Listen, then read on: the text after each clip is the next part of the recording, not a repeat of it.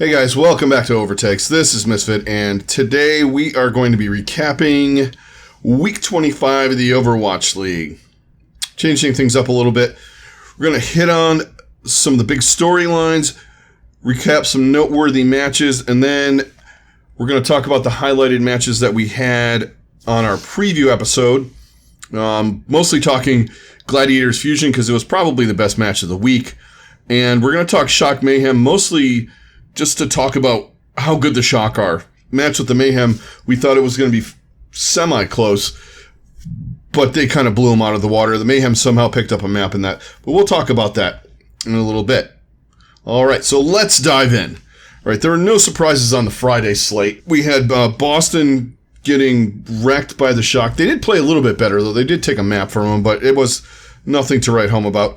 We're going to talk about the Mayhem and the Shock in a little bit, but the Shock are just on a different level than the rest of the teams. Yeah, they got beat by Paris, but they just slotted in Tayo, and here they are. They are insanely good at everything. They're the best coach team in the league. They're near impossible to beat without god-tier performances by people like Sparkle and stuff like that. All right, let's move on to Saturday, and we're going to start talking about the APAC region and its general insanity. We had some good matches here on Saturday. Well, close matches. Chengdu is doing Chengdu things again.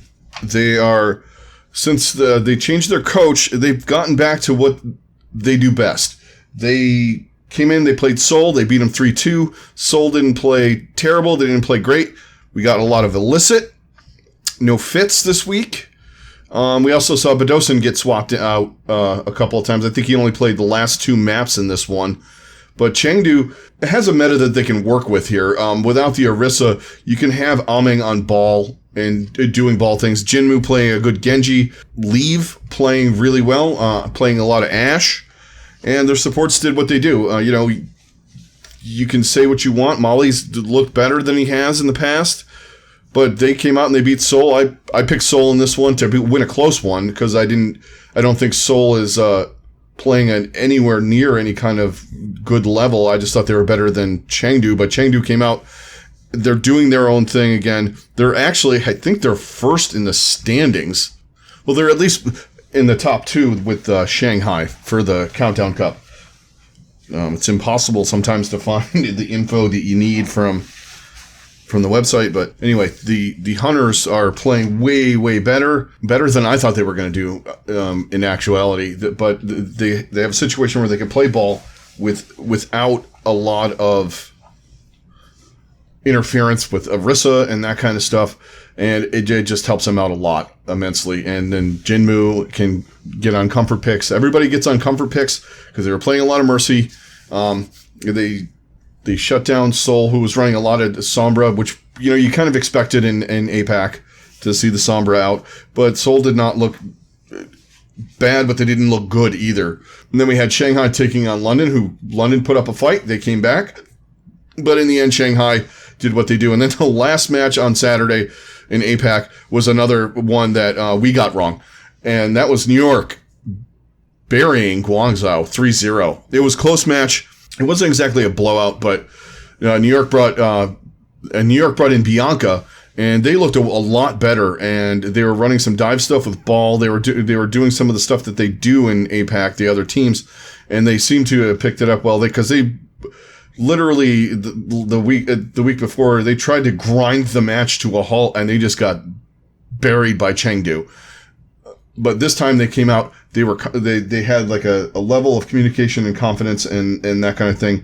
Plus, you get guys on like Jonak on Zen and heroes that some of these guys are good at. Mono has a good ball, and some they did some other things, and they look good. Nene looked really good, but they beat Guangzhou pretty handily. I mean, they swept them, so you got to give them props for that.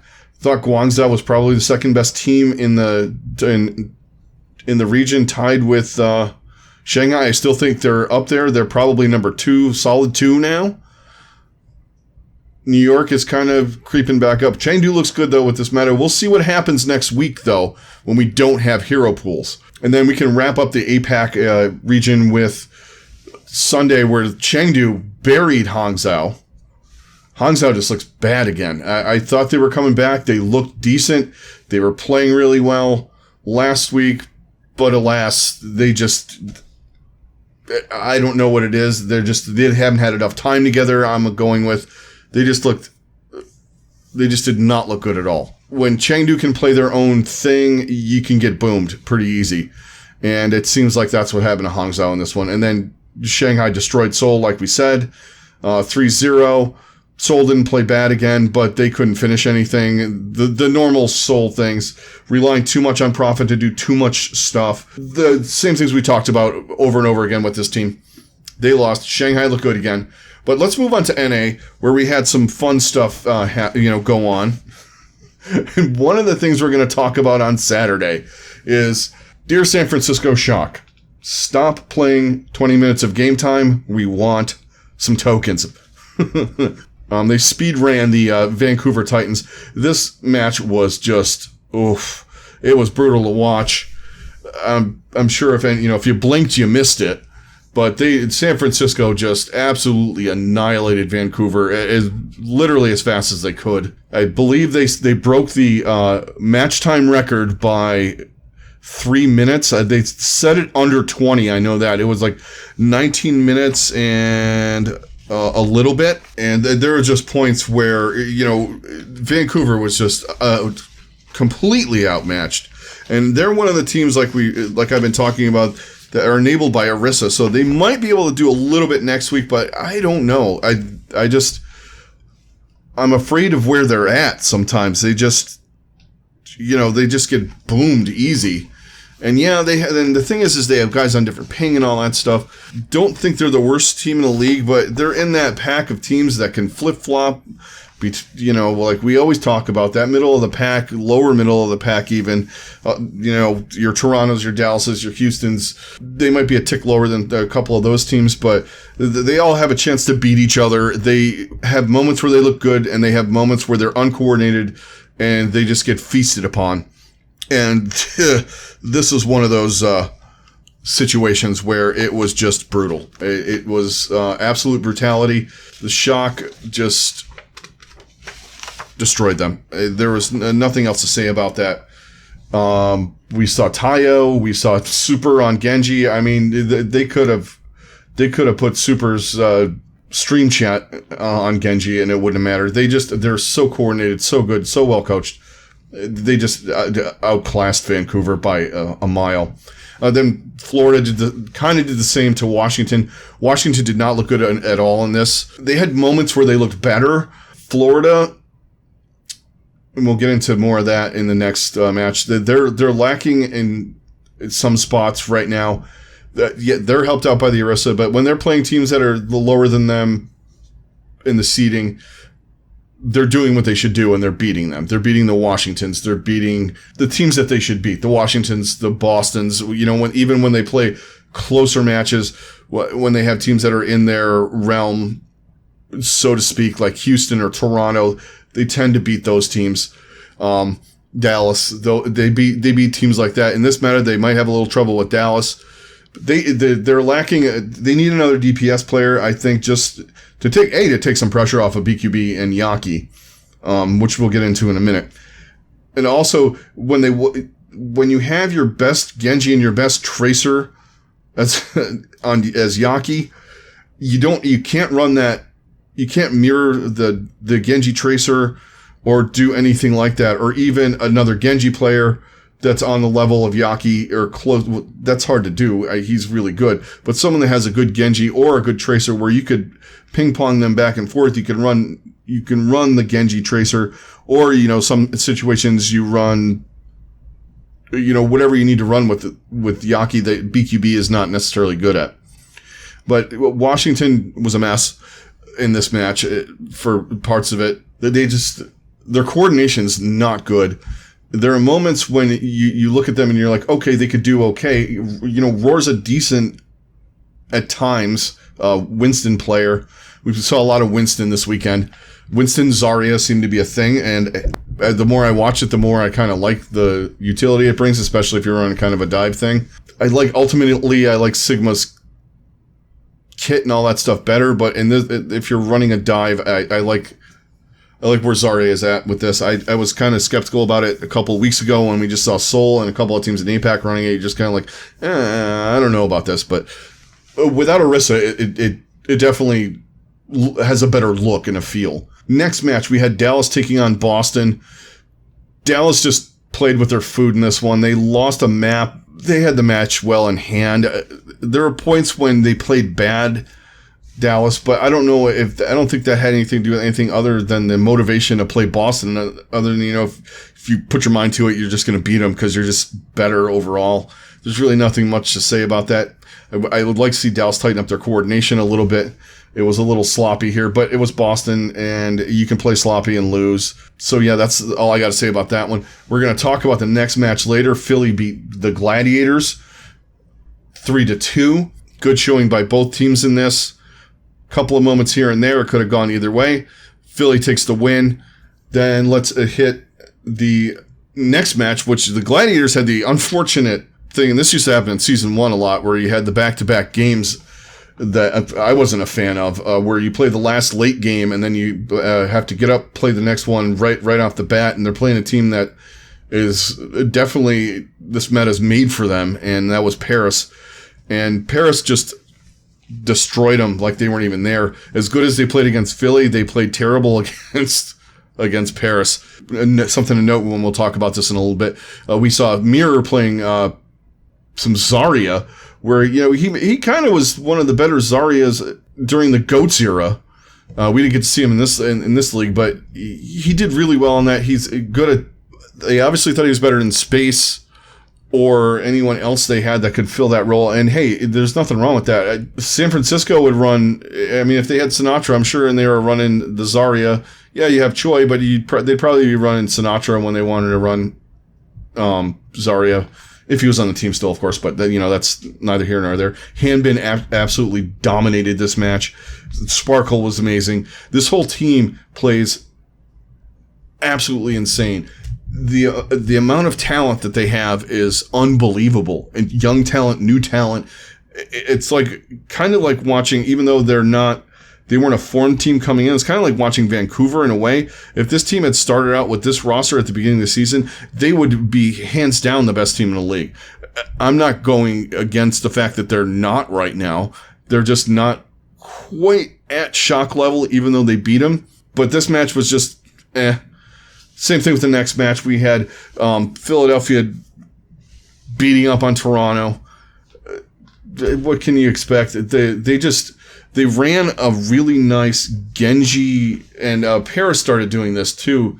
The kind of the Genji flank destruction. The Gladiators had some good looks with Kevster on Genji, especially against Philadelphia. He looked really good, but they started running a McCree, and then they were running some other things just basically to make Genji's life a living hell. And Agility's got absolutely no value out of any blades or anything like that. And Philadelphia could just do whatever they wanted. Sato played decent in this. Everybody for Philadelphia looked decent enough. I mean, there wasn't anybody you're going, that was kind of terrible. Low-key, Sato's been playing really well. Yeah, he gets a lot of support, but I'm just throwing this out there. Maybe that was the problem before. Because if you forget, everyone said Fraggy used to feed. Sato feeds, Fraggy feeds. But then they get to a new support line in there with Alarm and Funny Astro, and Alarm and Boombox playing a different hero than we were used to. Maybe the problem was the support line and not the tank line. They were spending a lot of their resources and stuff, throwing it into Carpe, throwing it into EQO, when those guys need resources, yes. But in the grand scheme of things, if you think about it, if they kept the tanks alive, there's a lot of situations where Philadelphia could have done better in the championship. All that kind of stuff from season 1 and a little bit last year too, where everybody said, yeah, Sato didn't have the greatest Reinhardt, but did he have the resources? Sometimes that's the difference. And it was a difference in this one. They just boomed Toronto. Last match of the weekend, we had this on our slate for matches we wanted to watch because we wanted to see where these teams are at. Houston obviously is in an odd spot. They did not look great in this one. Hydration on ball which is where, you're kind of like, all right, Hydration's got a good ball. This is how he kind of got thrown into the tank thing. Thought he was going to do well, but he just it fell flat. Blase and Genji was decent, but not the greatest. Washington, after losing the first map, they were very, and it goes all the way back to not all the way, but back to the Mayhem match. It feels like Ark and Aim God were just doing what they could to keep each other alive because there was no peel, there was no support for them, and they were basically doing we're healing them when we can, but we're fighting this battle of staying alive to at least make a fight kind of work. Then all of a sudden they flipped the switch on Anubis, and Tuba started taking over. They started getting some room for Aim God, and Ark was doing Ark-like things. Yes, he used Ark the Never Dying and all that kind of stuff, but he did enough to keep Roar alive, and so did Aim God. Aim God was hitting some sick shots with Zen, and that was another thing this weekend. We saw a lot of good Zen play, which is fantastic. I love Zen play. I wasn't a big fan of it. Some people still aren't. I think situationally, it's a good comp to run. It worked really well for the Justice at times. BAP is good, but sometimes hitting a right-click volley and instantly resetting a fight with a Zen is almost better than the Amp Matrix and some of the other things that, the massive healing output and everything. If you want to run a Razor's Edge and try and just grit it out, you have one of the best damage dealers, and a lot of these teams have guys that can frag the fuck out on Zenyatta. And sometimes I'd rather play that, like New York. Would you rather have Jonak on Zen or BAP? If he annihilates half the team, you don't have to worry about healing. In his words, generally, not mine. If you kill everyone, you don't have to heal. DPS Moira remains mantra. And that was the last match of the weekend. Houston did not look good. They got outplayed. There was a lot of outplay going on in a lot of these matches. We had a lot of 3-0s again, but we had some close matches and some flip arounds, where teams did things that we didn't think they were going to do. Boston actually won 2 maps in a week. So, there's the positive for them. I'm sure everybody's going to have them at 19 now, instead of 20. They won 2 maps with 2 teams literally fucking around playing them. But that's the schedule. Now, this is something we were going to talk about. I wanted to do some different things. We're going to do a little breakdown, talk a little bit about a couple of matches in the week. We're going to start doing this every week. 3 or 4 minutes on each.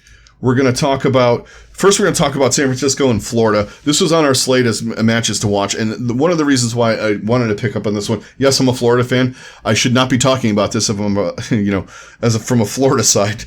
It's not a good look. But there was a lot of things in here that shows you the dominance of San Francisco. There were some weird looks. I do like Chris on Lucio. Yeah, you went to speed boost and all that kind of stuff. BQB, they had him on Reaper. This is where some of the BQB Yaki stuff. They ran a Reaper Tracer. I'm not a fan, or Reaper Genji. Not the biggest fan of that. They got kind of boomed in this. Tayu was on Tracer. Did some McCree. They didn't really deal with BQB as much, but it didn't matter, really. They came out and they took care of business. Low-key, maybe not low-key enough. Smurf is looking like, to me, one of the most versatile and best tanks. Yeah, they've even stopped, at this point, taking him out and putting in Super for the Reaper, or for the Reinhardt maps. We had that, and then anytime you have Striker involved, where especially when they got him on the Tracer, he's just insane. I keep saying he's the best Tracer in the league. Look up the stats. He's just an animal. His tracking and his pathing on maps is just, it's so hard to deal with, especially when he gets into the backlines and stuff like that. He's just a terror. He just destroys whatever you're trying to do. He's annoying, but not only is he annoying, he gets kills too, like full clip headshot, just destroying people. But he went off in that. I'm not, like I said, I'm not a fan of what Florida did with their comp decisions. Their comp decisions were questionable to start. They seem to get in these comp decisions when you have to, well, not have to, when you want to run a Tracer Genji or something along those lines, or it even happens the other way, where, you want to run a double hit scan. Luckily, Ash and Tracer work really well together in the way things are going. But yeah, there was just a couple of things I was just like, I'm not a fan of. Chris on Lucio is not great, but for this comp, you kind of needed a Lucio. So, okay, we'll take there. Kings Row, they had the Mayhem just in their first, and this is less the Mayhem playing bad than San Francisco being so smart. They started that map off and they just boomed them and just started rolling. They get all the way through. On offense, so the Mayhem did look better. They looked like they kind of had a little bit of juice for the shock. They got it. They were moving pretty good. They got through. They had a couple of. They were doing really well with the ult economy on their offense. Way better than they were doing with that on defense. San Francisco just knows how to use their ults and counter ults and all that kind of stuff perfectly. There was a point where they switched up to BAP. They put Violet on Zen, and that really is just. Violet just went off and just started clicking heads towards, especially at point 3. And it just took the Mayhem forever to get it in, where they had almost a better time bank than San Francisco going in. San Francisco just outplayed them. Mayhem take them on Anubis with some luck and some skill. They looked good on Anubis. It wasn't the greatest. I mean, they won by...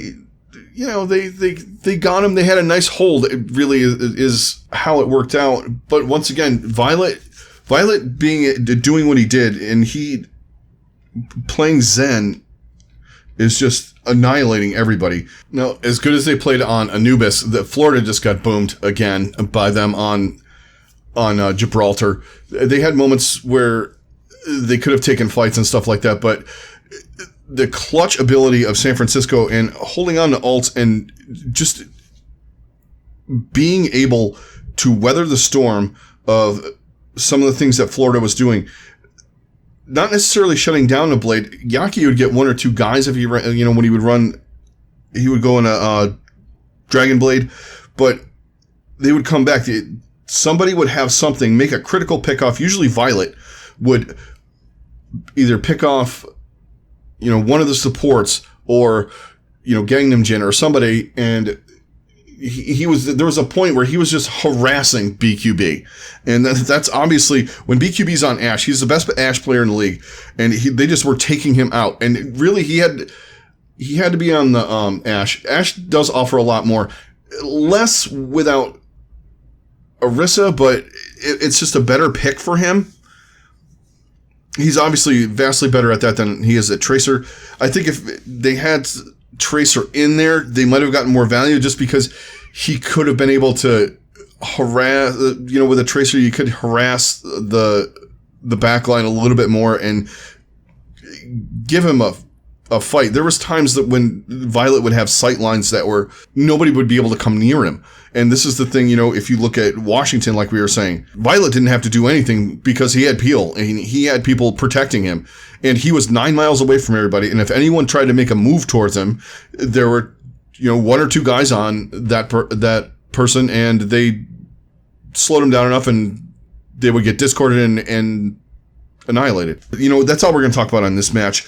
It just shows the dominance top to bottom without even, if you look at their bench, they have Super, they have Moth, they have Rascal. These are 3 guys that were MVP candidates last year. They replace them with Smurf, Twilight, and Striker. It's unbelievable the amount of talent and the amount of coordination they have with just putting in pieces in this roster. It's just ridiculous.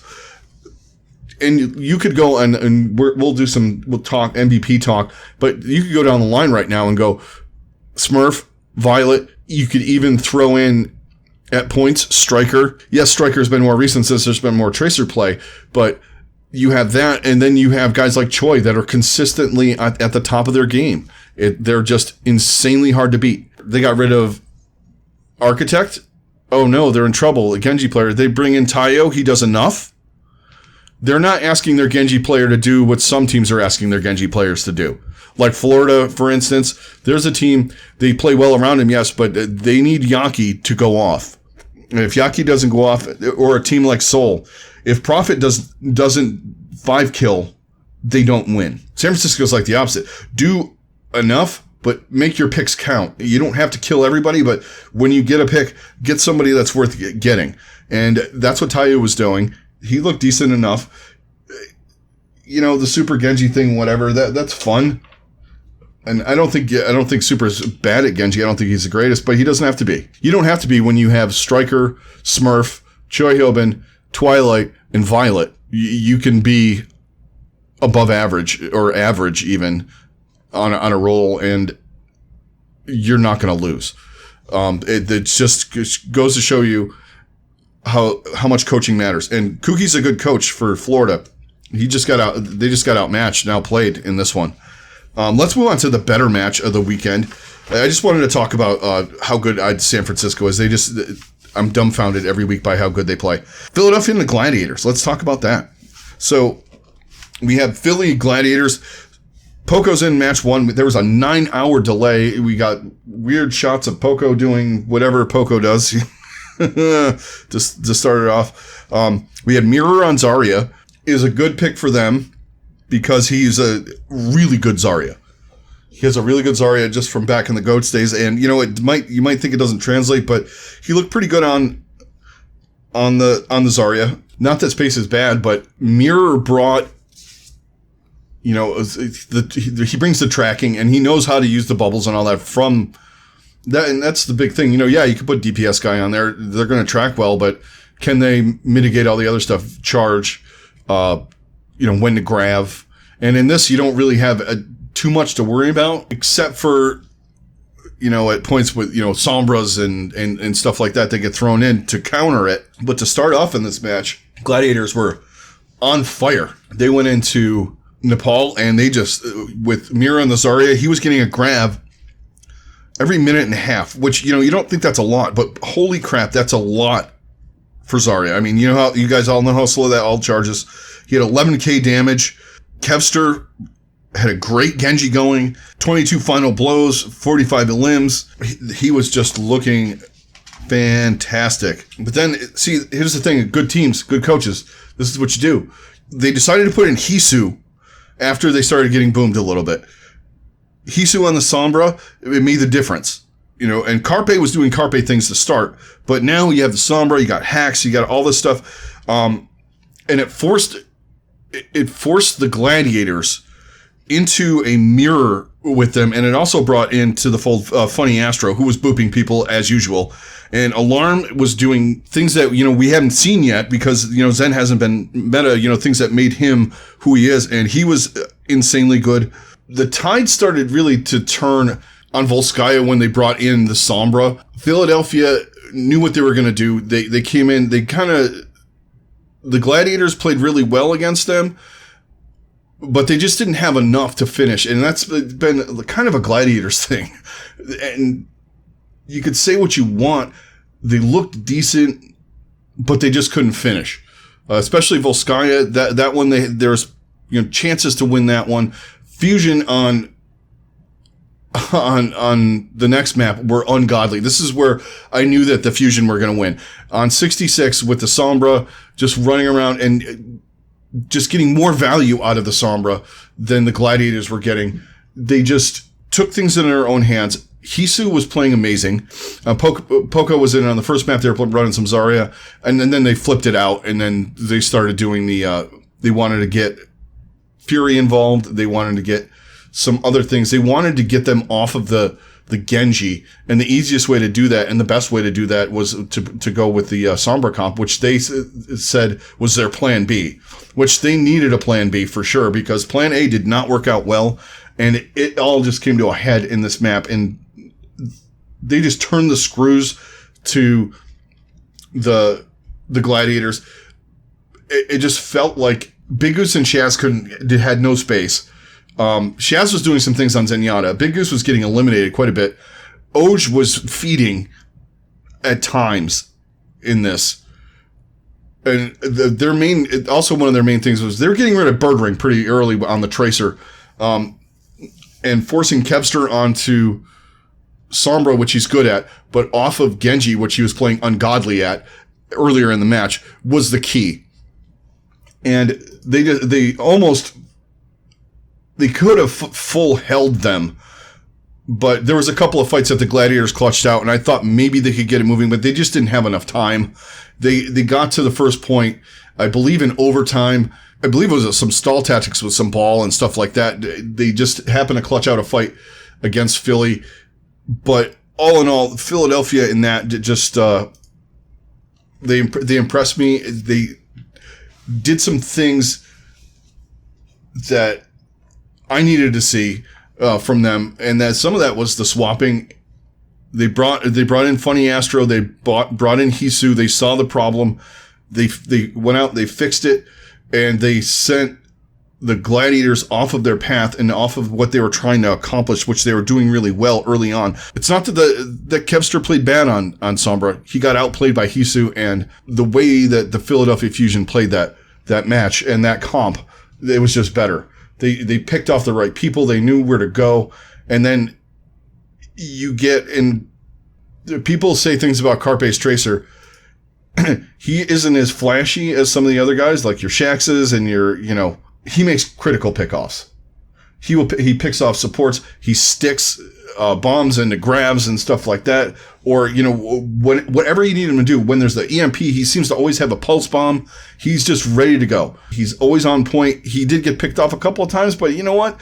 He was not, he was no different than he normally is. He just clutching things out. Alarm and Funny Astro continue to be one of the, if not the best support lines. We talked about Sato. Sato's getting a lot of resources, but it's just smart play to give him the resources because you don't want your main tank to die. For him to create lanes for people like Carpe to do what they do, you need, especially when you're running dive and stuff like that, you want to keep that guy up. And he's creating a lot of space for these other guys to do what they do, even for Alarm to frag out a little bit, and Funny Astro to do some of the stuff that he does.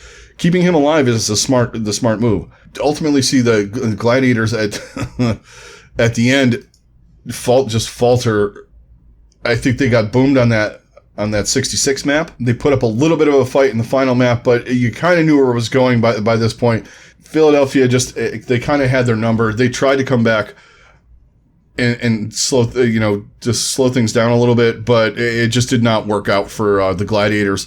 But it should be a good sign for the Gladiators fans that they did put up a good fight. They looked good on what they were running initially. They got countered. They weren't expecting it. Good signs here in this one. Next match that they played the week, not so much, but that's just the level of Paris right now with this hero pool situation. It's not going to fluctuate too much.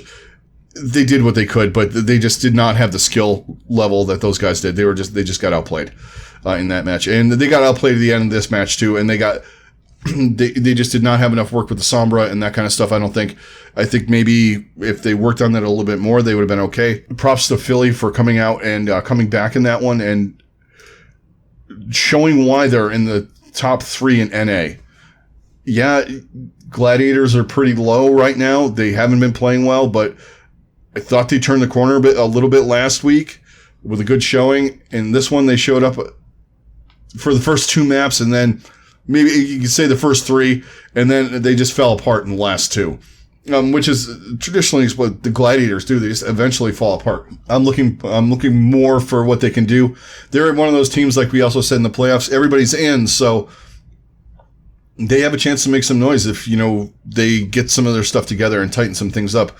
Philly looked good, dominant towards the end. They got boomed in the beginning. They did what a good team does. They figured things out. They came back. They took the necessary steps to beat the Gladiators in this one. Those are the 2 matches we wanted to talk about in this one. That is going to do it. We're going to have some more content for you guys this week. Look out for that. We're going to have some other things going on, some new stuff. I'll definitely keep my ear out if I see or hear anything news-wise. Then we'll talk about that for a little bit. Just like to thank all you guys for joining me. It's a very fun episode. Talked a little bit about the matches and all that kind of thing. We're going to talk some players and stuff like that in the middle later in the week. We'll get into some award stuff at some point. Then we're going to hit on week 26 going into the playoff or going into the countdown tournament. We'll take care of that. And then everybody out there in YouTube land, thank you very much for all the support you've given me. It's greatly appreciated. Thank you very much to everybody out there in podcast land. If you are new to the program, please hit a like and a subscribe on YouTube. Also, if you would give us a rating on the podcatcher of choice that you're using, that would be fantastic. Thanks, guys, once again. This is Misfit. I am out. We'll see you on the next one. Everybody stay safe, and we'll talk to you later.